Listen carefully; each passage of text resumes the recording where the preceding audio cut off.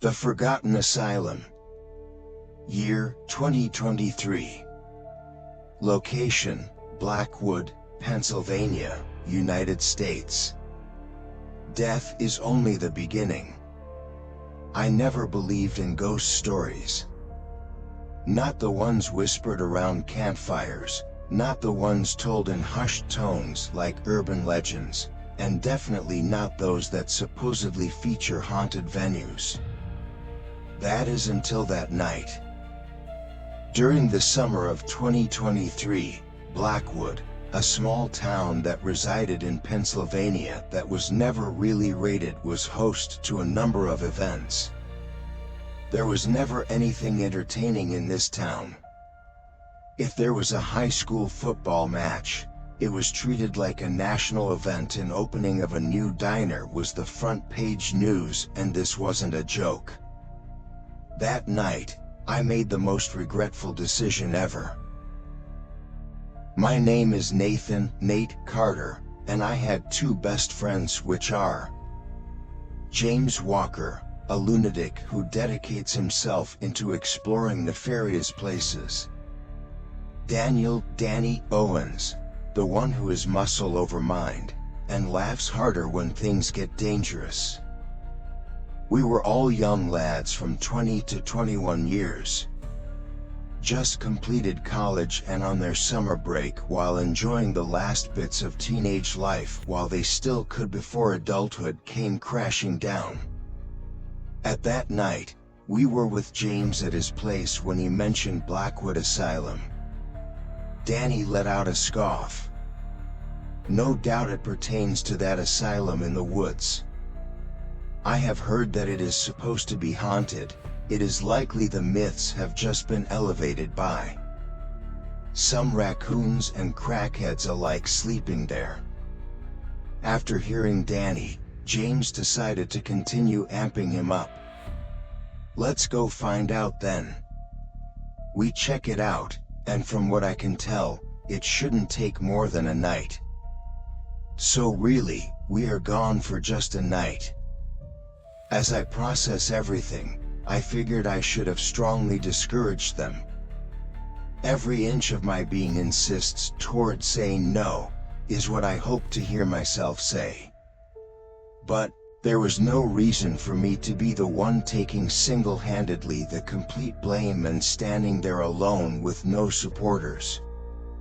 Let's do it, was what my mouth ended up saying. Now that I think about it, I should never have allowed myself to fall into that trap of peer pressure. 1:47 a.m., Blackwood Asylum entrance. The reason why I was scared during the drive there was because Blackwood as a town was pretty isolated. The more we drove past it, the more civilization disappeared. There were no streetlights, and the paved roads smoothened out into gravel, which turning into dirt. The building was a mental institution, which opened in 1913, until it got shut down in the 1980s because of unexplainable disappearances. Many people in town tried to erase the history because of this, but it seemed like the building didn't wish the same. It stood there in the middle of the forest like a dead body waiting for an idiot to walk in.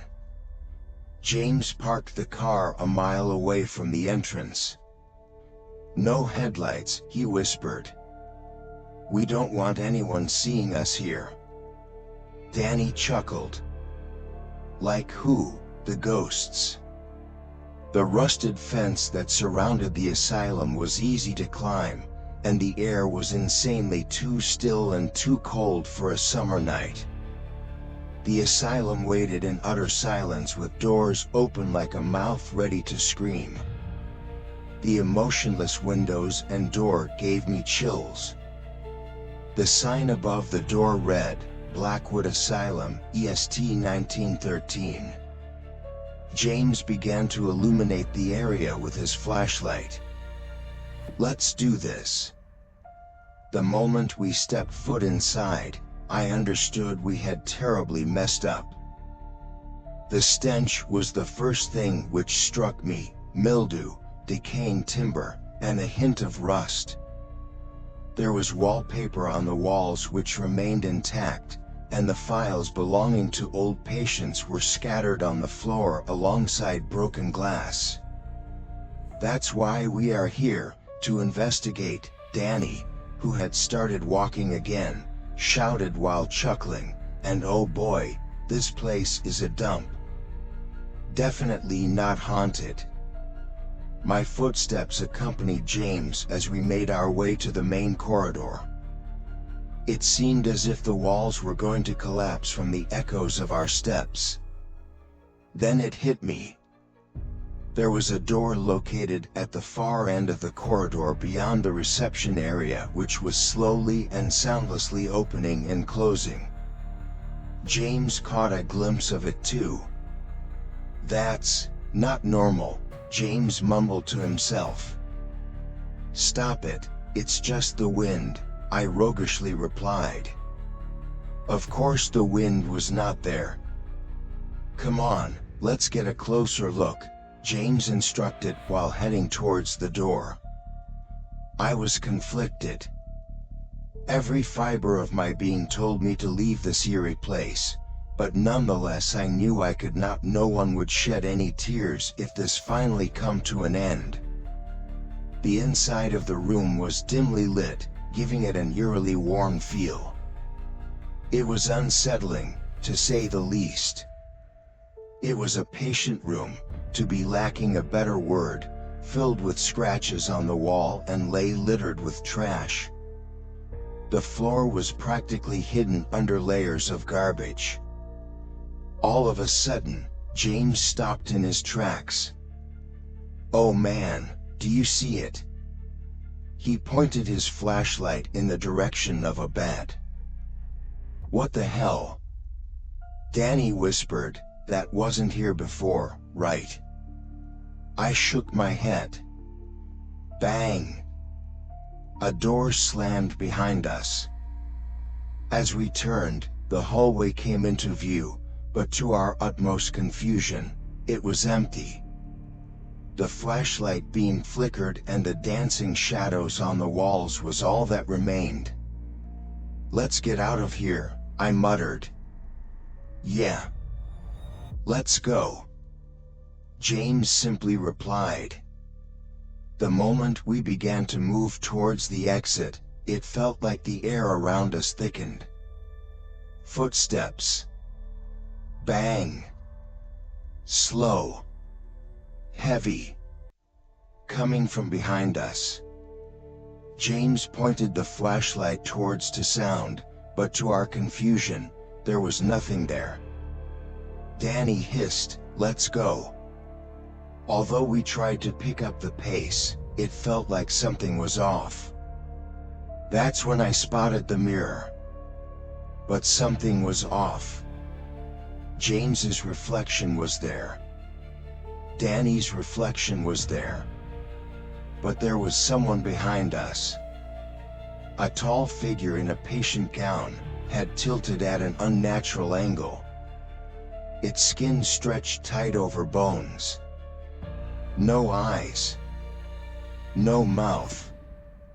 Only smooth, white flesh where a face was supposed to be. It was smiling. I let out a scream. James looked over, but there was nothing that was behind us. "Did you see something?" No words came out. So all I did was run. Danny did the same. We bolted down the corridor, ignoring the broken chairs and spilled files. The gurney that wasn't in the same position as I last remember it being was the only thing I paid mind to. The exit had come into view when I was suddenly interrupted. Half of the lady parts that haunted me in my childhood clamped their eyes shut all at once. An overhead light began to flicker. Then from the end of the hall, the sound of feet relentlessly scraping against the ground. I felt James' hand gripping my arm. "We should go." I managed to bear through the weight of the door as I rushed out of the asylum alongside James. With one step out of the facility and into the open, the sound finally stopped. As a result, we jogged until we made it to the car. He clenched onto the car's wheel so hard his knuckles turned pale. "Did you see it?" were the words I had asked before turning the knob that leads into the car. "I didn't," he sighed. "But I sure did wish I had." Blackwood Asylum remains untouched in my memories. James and I don't speak of the night that took place in there. Even so, I remember hearing the faint sound of steps of a free-roaming individual inside an empty corridor. This was something I used to hear when I was isolated in my room. Such a place, as the Blackwood Asylum, is anything but real according to people on the web. Legend has it that it got destroyed many years back. Despite that, I managed to find a new one from time to time. There have been people claiming to have spotted objects in the wild, only to return and share how they never looked the same. But even worse are the ones that allege that the asylum is not yet deserted. It is simply biding its time for new tourists.